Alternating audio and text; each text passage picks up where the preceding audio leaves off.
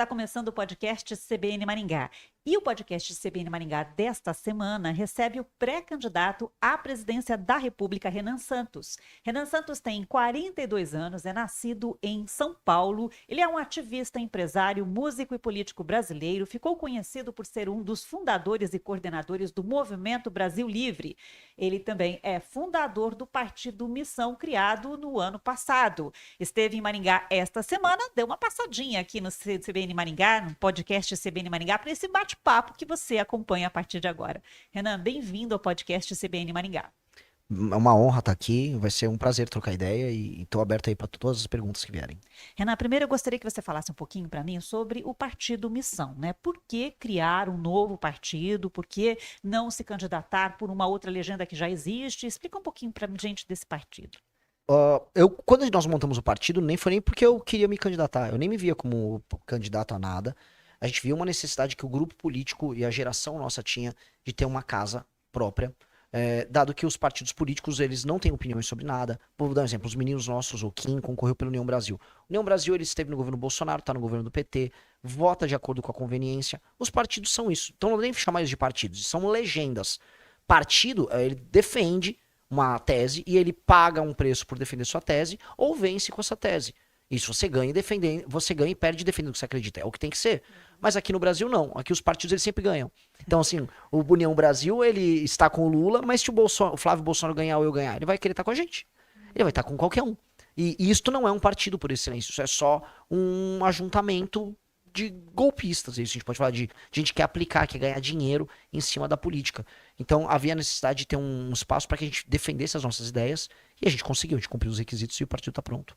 E o Missão não vai fazer isso, não vai se unir para a governabilidade, digamos assim. Olha só, você pode votar a favor de projetos bons que venham do governo A, B ou C. Eu vou dar um exemplo, o Kim Kataguiri, agora nós temos finalmente uma bancada, temos o primeiro deputado que é o Kim, ele já se transferiu agora na janela partidária. E aí, vamos supor que venha um projeto bom. É uma raridade ver um projeto bom desse governo. Mas vem um projeto bom, ele vai votar favorável. O que ele não vai fazer, ele não vai trocar a favor por esse projeto. Me dá um ministério que eu vou... Não, isso não vai rolar. Então, o que nós vamos fazer é a política boa e nós vamos vencer por termos melhores argumentos e por sermos mais organizados. Bom, o Missão foi criado no ano passado, finalzinho do ano passado, né? Já tem plano de governo? Sim, inclusive ele foi criado... através de um plano muito maluco, né? O brasileiro, o brasileiro lê pouco e está lendo cada vez menos. Nós montamos uma série de livros, são 6 livros que chama Livro Amarelo. Ali são os estudos do Livro Amarelo. São estudos de plano de governo para o Brasil nas mais diferentes áreas, com diagnóstico dos problemas do Brasil, de imagem de futuro. Então a gente publicou esses 6 livros, nós vendemos os 6 livros, sistema de assinatura, as pessoas recebiam um livro em casa. A gente teve mais de 3.000 assinantes do livro e essas pessoas pagavam valores de R$800 de assinatura, 1.000 e poucos reais, e com base nisso, boa parte do trabalho de construção do partido foi financiado. Isto ajudou a gente começar a desenhar o que a gente chama de plano de governo, e um plano de governo independente, que não é assim, eu sou de direita, logo defendo isso, eu sou de esquerda, defendo isso. A gente falou, não, nós somos um grupo que pode ser colocado à direita, mas nós temos nossas ideias próprias para o Brasil. E aí, nós construímos ela através desse livro, que trouxe assim, trouxe molecada, especialista, um menino que estuda em Harvard, uma menina que faz medicina na USP, a gente juntou um timaço, em geral o pessoal mais jovem, e colocou eles, quais são os projetos, não importa o país de onde veio, ou não importa, vamos dizer, a linha ideológica, qual é o projeto que vai funcionar na tua área? E aí a gente criou algo novo. E esses livros ainda estão disponíveis? Então, como que a gente consegue, encontra livroamarelo.com. Livroamarelo.com, tem todos lá. Mas além dos livros, né, agora eu vou ter o meu plano de governo. Então a ideia é em julho a gente lançar o Livro Amarelo, né, que aí é o fascículo oficial com o plano de governo da missão para as eleições. Bom, e qual é a prioridade para o país, de acordo então com o Livro Amarelo? Saúde, educação, segurança, existe uma prioridade, uma linha mestra? Existe um plano de tornar o Brasil um país de primeiro mundo desenvolvido em 30 anos. O Brasil ser um país que vai sentar na mesa com os Estados Unidos, Rússia, Índia e China para determinar os rumos do mundo, que é isso que o Brasil nasceu para ser. Ele tem território, população e economia para isso. Mas aí nós temos as necessidades mais prementes. O que é urgente? Uma coisa é onde a gente vai chegar, outra o que é urgente no momento. O que é urgente no momento é a questão de segurança pública. A gente tem 23 milhões de brasileiros vivendo sob o comando do crime organizado. A gente tem um número de roubos e furtos, especialmente o famoso roubo de celular, a mão armada, que é alarmante e assustador no mundo todo. A gente tem um número de homicídios muito alto, que quando você soma o número de desaparecidos que são oriundos de homicídios, mas que entra na estatística de desaparecido, é assustador. Né? Sem contar os desaparecimentos, a gente está falando de 22 homicídios a cada 100 mil habitantes. Na Ucrânia, em guerra, é 4 a 5. Então, naturalmente, sim, o Brasil está em um estado de guerra, um estado de calamidade que o Brasil vive. Isso precisa ser resolvido. A questão fiscal, ou seja, o orçamento do governo está muito caro, por isso o governo cobra muito imposto. Isso também precisa ser resolvido. Outra coisa que a gente precisa dar um tapa e resolver urgentemente é a parte de infraestrutura, leis trabalhistas, desigualdades regionais e resolver um problema que é político, que é porque as cidades brasileiras, na maior parte, não servem para nada, vivem de receber dinheiro do governo federal e não entregam o desenvolvimento para as pessoas. E como resolver isso sabendo que os políticos de lá são os nossos maiores inimigos? Resolver esses problemas que eu coloquei, e mais outros, como, por exemplo, desfavelizar o Brasil totalmente em 10 anos, são os planos que a gente tem para tornar o Brasil um país sério. O que dá para fazer em 4 anos? Com certeza, destruir o crime organizado, eliminar, fazer a taxa de homicídios por 100 mil habitantes cair para menos de 5 homicídios a cada 100 mil habitantes. Com certeza dá pra gente fazer uma reforma fiscal que vai fazer com que os juros baixem, o dinheiro fique barato, as pessoas investam mais, e você consegue diminuir também a tributação, ou seja, diminuir as alíquotas de impostos para as pessoas, especialmente sobre produtos e serviços, que é uma coisa que realmente come o salário da galera. Realmente dá pra melhorar muito o atendimento do SUS, colocando prontuário único e colocando inteligência artificial e o famoso machine learning, ou seja, inteligência artificial vai pegar o prontuário único das pessoas, vai pegar os padrões e falar, ó, essa pessoa vai desenvolver diabetes. Ó, essa pessoa, ela tá tendo um comportamento de risco, ou não, isso aqui que ela tem, na verdade é indício que ela vai ter um câncer daqui a 5 anos. Então vamos fazer um trabalho preventivo? Ou se muitas pessoas estão tendo câncer nessa região por algum motivo, às vezes uma contaminação, vamos direcionar médicos especializados para esse local, ou seja, usar a inteligência artificial em escala, nossa, isso vai ser uma revolução. Então isso são coisas que já dá para fazer, não é nem nos 4 anos, em 2 anos isso tá feito. A reforma fiscal não depende também da reforma administrativa? Mais ou menos, você consegue ter um pacote fiscal, que inclusive a gente protocolou como PEC, que resolve especialmente esse problema de entrada e saída de dinheiro do governo. A reforma administrativa, que a gente está falando, quando eu chamo de reforma administrativa, é a reforma da administração do Estado brasileiro. Sistema de incentivos. Público. Não, esse está incluso, inclusive, na PEC fiscal nossa, uma parte dele. Especialmente na parte que incide sobre privilégios do funcionalismo. Porque o super salário, uma privilégio. guerra difícil, hein? Mas vai ter que ser endereçada. Não dá para fugir sempre desse tema. Esse assunto vai precisar ser tocado. A gente tem juízes que ganham 100, 250 mil reais. Os números são assustadores e é generalizado em todos os estados da federação. Eles têm um lobby gigantesco. Os políticos têm medo de mexer, porque os políticos são, em geral, corruptos. Né? O penduricalho é assustador. E teve até uma desembargadora carioca que foi aposentada, novíssima, mas já aposentada, foi lá debater com o Dino. Não, mas vamos chamar isso de penduricalho, isso é um absurdo. O juiz paga até o próprio cafezinho ali, né? O que chama de penduricalho é uma indenização. Toma banho, assim, a raiva que dá, a raiva, eu não posso descrever. Né? A pessoa tinha 200 mil reais no mês a título de indenização. Isso é mentira, a pessoa não pode receber isso. Bom, então a gente está falando aí de reforma fiscal, reforma administrativa, isso tudo tem a ver com o custo Brasil que é muito alto, né? Muito pesado. Sim, isso incide na falta de segurança jurídica, isso incide no Estado ter que cobrar impostos altos para as pessoas, porque ele vai ter que pagar essa farra toda. Isso significa que também o dinheiro vai ser caro, porque como ele gasta muito, ele fica com fama de perdulário, ou seja, que alguém que não paga, e se você não tem fama de bom pagador, os juros vai ser alto para você. Então o nosso juros é alto também por conta disso. Isso significa que não sobra dinheiro para investir em infraestrutura, e aí o custo de transportar um produto do ponto A ao B fica muito caro, porque não está em estrada nem ferrovia. Isso significa que a energia vai ser cara, o produto vai ser caro, e aí o Brasil não fica competitivo. Então, a agenda de competitividade é sobre reduzir o custo Brasil, para que aí a gente consiga trabalhar e produzir de maneira mais fácil. Você falou da questão trabalhista também. A gente teve uma reforma trabalhista no Brasil em 2017, isso, né? Você acha que precisa mudar ainda muita coisa? Muito. Na verdade, a gente precisa definitivamente liberar a relação trabalhista entre adultos. Uma pessoa que quer vender seu tempo de trabalho e uma pessoa que quer contratar, elas têm que ter a maior liberdade possível para fazer isso. E isso não é uma opinião minha, não é um gosto meu. Isso é o que o Vietnã fez, China fez, a Coreia do Sul fez, a Índia está fazendo. Todos os países têm leis trabalhistas muito mais liberais do que a nossa. E eles crescem 5 a 6% ao ano e a gente não cresce nada. Então, os países em desenvolvimento estão fazendo isso. O Brasil tem que parar de se comparar. Ai, não, mas na Inglaterra reduzir a jornada. Você não é Inglaterra, galera. A gente não tá na Inglaterra, a gente é um país muito pobre. A gente tá concorrendo com o Vietnã, com o Bangladesh, com a Índia. E nós estamos perdendo para eles. Então a gente tem que ter condições iguais para que uma pessoa trabalhe, a pessoa que venda seu tempo de trabalho, a pessoa que cumpre, tenham liberdade para trabalhar. E aí sabe o que acontece? Todo mundo ganha mais dinheiro, que é o que aconteceu em todos os lugares. Hoje um trabalhador chinês, ele é um trabalhador que ganha mais dinheiro e tem uma vida melhor do que um trabalhador brasileiro. Já, se eu falasse isso há 30 anos atrás, você fala mentira, ele é um escravo na China. Veja, ele não é escravo e ele vive melhor do que nós. O escravo mudou. Nós somos o escravo agora. Ô, Renan, eu queria voltar a falar sobre a questão da segurança, né? Você acha que é possível acabar com o crime organizado no país em 4 anos? Sim. Como? Porque o crime organizado, como estrutura política e militar, ele é tosco. Qualquer polícia em qualquer estado do Brasil derrota eles. O que eles não têm é uma estrutura jurídica e legal que permita que você destrua o crime organizado. Então, o que a gente tem que fazer? Tem que mudar as leis penais, ou seja, tem que aumentar as penas como um todo.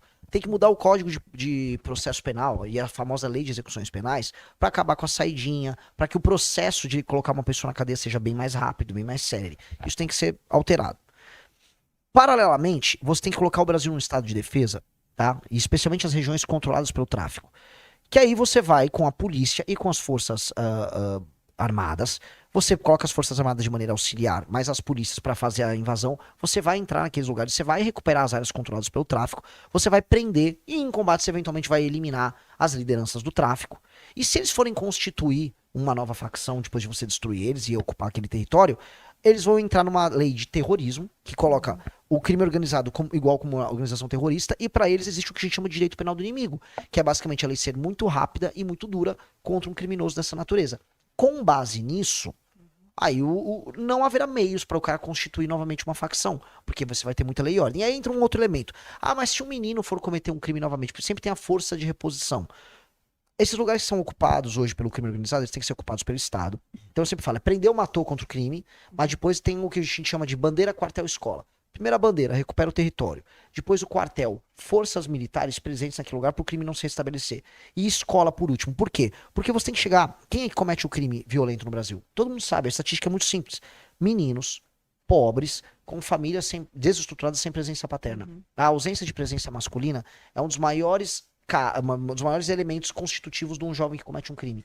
Ele não tem exemplo, ele não tem limite, ele não tem a estruturação. Então, nós precisamos de uma escola firme, com forte presença masculina, que vai estar próximo desses meninos problemáticos e vai ajudar eles a desenvolverem autoestima, a entenderem que existe exemplo e limite. E ali, na base, você evita que esse garoto seja cooptado pelo crime, que é o que acontece. Hoje, nesse instante, existem dezenas de milhares de meninos que estão em alguma escola espalhados pelo Brasil, e esses meninos estão ouvindo uma música que joga ele pro crime, com um amigo que trabalha com o crime, com alguém propondo para ele trabalhar pro crime. Nós temos que salvar esse cara. Então, essa é a proposta. E nesse sentido, não faz... a gente não deve pensar também na questão das prisões, porque hoje em dia, na repressão ao tráfico, se prende muito jovem por porte de droga, por transporte de droga, às vezes mula, né? Uma quantidade até não muito alta. Enfim, as cadeias estão lotadas de jovens presos por tráfico de drogas. E eles entram nas cadeias e depois, como se diz, se formam no crime organizado. Nesse sentido, você acha que também deve ser revista a repressão aos jovens? Não, pelo contrário, tem que aumentar a repressão e, na verdade, tem que aumentar o número de cadeias. O Brasil tem uma discussão muito maluca, que é, não, as cadeias estão superlotadas, tá, eu quero construir mais presídios, não, precisamos construir mais escolas, não precisa construir mais escolas, você precisa qualificar as escolas que já existem, já tem muita escola em vários lugares do Brasil que estão ficando vazias, porque as pessoas estão tendo menos filhos, então você precisa qualificar as escolas, arrumar elas, colocar infraestrutura, e você precisa construir mais cadeias. Eu não quero cadeia com superlotação e não quero que a cadeia seja uma faculdade do crime. Você tem que eliminar as lideranças do crime organizado que estão nas cadeias, e existem. Boa parte dos presídios brasileiros são tomados pelo PCC e Comando Vermelho. E aquele jovem que cometeu o crime e vai pra cadeia, ele tem que pagar a pena dele. E ele tem que ter o quê? Medo de cometer um crime e ir para lá. Essa ideia, tipo, não, eu tenho que evitar que esse menino é um bandido. Né? A gente não pode romantizar. O cara que tá cometendo esse crime ligado ao tráfico, ele anda com arma, ele assalta a pessoa na rua, a gente tem que ter esse pequeno criminoso, ele tem um hábito de cometer uma série de crimes correlatos ao universo do tráfico. Ele faz o tráfico? Faz, mas ele vai fazer o roubo de celular também. Ele faz o roubo de carro. Pode participar de um roubo de carga. Quando você pega as passagens na polícia que um bandido tem, elas não são apenas por assalto, ou roubo ou por tráfico. São os mais variados. E isso, vamos dizer, tem que ser combatido já na fonte. Pegou o cara, põe em cana. Bom, então fala um pouquinho sobre a sua proposta para a educação, que vai nesse sentido, né? De você educar esse jovem para que ele não vá para o crime, né? Sim. O jovem, ele não vai pro crime por duas razões. Lei e ordem muito dura. Então ele tem que saber assim, se eu for pro crime eu vou me ferrar. E dois, uma série de exemplos que apontem ele para um caminho. A maior parte dos meninos na favela não vão pro crime. Eles não vão pro crime, eles trabalham, eles estudam. A maior parte das crianças pobres no Brasil não são criminosos. E eles não vão. O que tem é uma minoria. Então, há um trabalho em impedir essa minoria de sucumbir à tentação. E esse trabalho tem que ser feito através da lei e a ordem, ou seja, ele tem que ver que o cara que ganhou um dinheiro e comprou uma moto e que saiu com a menina bonita no bairro porque ele é traficante, que ele terminou preso e ele vai ficar preso por muito tempo. E ele vai falar, eu não quero ter o mesmo destino desse. Isso é uma coisa. O medo ensina muito. O medo é um fator, assim, fundamental para ensinar. É pavloviano. E do outro lado, o ensino com a presença, e infelizmente tem que colocar isso, tem que ter uma presença masculina muito forte, ajuda a impor limites e aí gera disciplina e exemplos de conduta. Um menino, quando ele tá na fase da adolescência dele, ele precisa da figura de autoridade masculina como exemplo e como limite. O exemplo para ele se espelhar em códigos de conduta, em como cumprir sua palavra, em como se comportar com outras pessoas, como se comportar com mulheres. E do outro lado, disciplinando ele quando ele cruza certas linhas. Ele não tem isso em casa, porque a grande parte das famílias mais humildes no Brasil são famílias destruídas, desestruturadas, e o pai não paga a pensão, não tá presente, não tá ligando, e a mãe tem que trabalhar para sustentar esse cara. Então, a chance desse garoto sucumbir diante dessas tentações é grande. Ele não tem limite, ele vê a tentação, ele não tem espelho. A escola tem que ser um lar de ensino, e aí quando eu vou explicar, ensino de forma simples. O professor tem que ter autoridade, então o aluno se comportou, o professor mandou para a diretoria, o aluno tem que pagar, o aluno tem que voltar a repetir de ano. Não pode andar com o celular dentro do colégio. Chegou com o celular. Primeiro, eu vou proibir rede social até 14 anos. Não tem ninguém que tenha rede social até os 14 anos. Não tem rede social. Celular, chegou, deposita numa urna ali, busca no final da aula. E ali é pra ter aula e pra obedecer o professor. Não obedecer o professor, tá lenhado. Pai vai ser convocado. E se o filho é um aluno problema, os pais podem ter consequências complicadas para eles, como por exemplo, perda de benefícios sociais. Os pais têm que ajudar na criação do filho mesmo. O filho deles não pode atrapalhar o outro filho que está tendo aula. De maneira clara. Voltar com o método fônico e focar em alfabetização. A gente está formando uma massa de analfabetos funcionais no Brasil, apostando em métodos alternativos de ensino e alfabetização. Método fônico obrigatório tem que ter. 2, foco português e matemática. 3, aplicar provões recorrentes e os melhores alunos, as famílias deles vão ganhar prêmios para incentivar as famílias a participarem do ensino e ajudarem os seus filhos a irem bem nas escolas, a fazer a família ver valor na educação, e premiar os diretores de escolas que têm bons desempenhos com dinheiro e bônus para o diretor da escola e mais dinheiro para aquela escola. Uma escola que está tendo índices educacionais melhores, ela tem que receber mais dinheiro. Hoje é o contrário. Inverter a pirâmide educacional no sentido de que a gente vai gastar menos com o ensino superior e gastar mais com o ensino básico. Focar em coisas básicas, tipo ter a merenda, a escola tá limpa, a ordeira, melhorar a autoestima das pessoas e focar o tempo todo no ganho de qualidade e aumento dos índices de desempenho. Uhum. Em relação à assistência social, você citou aí benefícios sociais, o que você pensa para o Brasil, o Bolsa Família, qual que é a sua opinião? O Bolsa Família, aí você soma ele o BPC, você vai ver que existe um pacote de incentivos e um sistema de assistência e proteção social em que a diferença do remédio pro veneno é a dose. E claramente a coisa já foi pro veneno. A dose cruzou muitos pontos. Muitas pessoas recebem Bolsa Família. Aí agora tá agregando o Vale Gás do Lula. Agora vai ter energia elétrica gratuita. E você vai fazer com que o brasileiro que trabalha e produz não aguente mais. Por isso que os impostos estão muito altos. Isto é essencialmente injusto. Então não dá pra gente ficar comemorando que a gente tá aumentando o número de benefícios e o número de beneficiários. Muito pelo contrário. Pra mim, um homem ou uma mulher de 25 anos, saudáveis, tem que trabalhar. Não adianta ele ir lá no CRAS, me dar meu Bolsa Família. Não, não vai ser assim. Ele vai chegar no CRAS, ele vai preencher uma ficha, e aí a gente vai ter agora o que é uma coisa que os Estados Unidos fez no New Deal, que são frentes de trabalho. Mutirões de frente de trabalho. Não, você não vai ganhar 600, vou te dar R$1.000 aqui. Participa de uma frente de trabalho com a gente. Vamos agora, olha, tá faltando infraestrutura de energia elétrica. A gente vai trazer, vamos montar a infra de energia elétrica, vocês trabalhem com a gente na instalação disso. Dá autoestima, dá autodisciplina, melhora a infra desses lugares. Dá pro governo federal fazer isso em muitos lugares, especialmente nos municípios em que mais de 30% das pessoas estão no Bolsa Família. Uma mãe que não consegue trabalhar, uma pessoa mais velha, lógico, receba o benefício. A gente não tá, ninguém é cruel. Agora, uma pessoa em idade de trabalho, fazer o seguinte cálculo, eu ganho um Bolsa Família aqui, minha mãe recebe uma aposentadoria, eu moro com a minha mãe, eu faço um bico 1 ou 2 vezes por semana e vou levando a vida. Desculpa, isso tá errado. Porque pra sustentar isso tem um motoboy ralando 7 dias por semana pra pagar o imposto que sustenta isso. E eu tô do lado do motoboy nessa. Uhum. Tá certo. Renan, só para encerrar, você é pré-candidato à presidência da República. Aqui no Paraná nós temos o governador Ratinho Júnior, que também se lança pré-candidato ao governo do país, né? Pelo menos inicialmente. Qual a sua opinião sobre esse concorrente que você provavelmente vai ter? É um candidato de centro, ele e o pai apoiavam o petismo até os 2015, 2016, agora ele jura que é bolsonarista. fez um governo médio, como fizeram governos médios praticamente todos os outros governadores estão pleiteando ser candidato a presidente. Nenhum resolveu de verdade a questão do crime organizado, nenhum resolveu de verdade a questão das contas públicas. Tirando o Leite resolveu lá no Rio Grande do Sul, que é um caso bem mais difícil que o Paraná. Vocês são o quarto PIB do Brasil, vocês são um estado trabalhador, sério, que deveria estar numa situação muito melhor em termos de infraestrutura. E não foi resolvida as questões de infraestrutura. Há um problema muito grave ligado essencialmente à corrupção endêmica que existe no Estado, com grandes famílias e oligarquias que foram absorvidas pelo próprio Ratinho. E aí há uma falta de coragem dele em muitas coisas. Por exemplo, o Ratinho não está falando da questão do Banco Master. O Ratinho não está falando da questão do Credit Sexta, sabendo que o pai dele é o maior vendedor do Credit Sexta e o Credit Sexta foi o produto que deu origem ao escândalo do Banco Master. O Ratinho não falou do Alexandre de Moraes. Então ele fica assim nessa coisa do Kassab, que é o cara liso.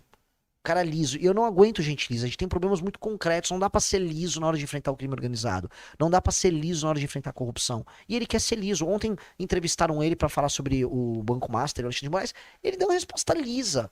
É sempre liso. Não dá. A gente não pode mais ser liso.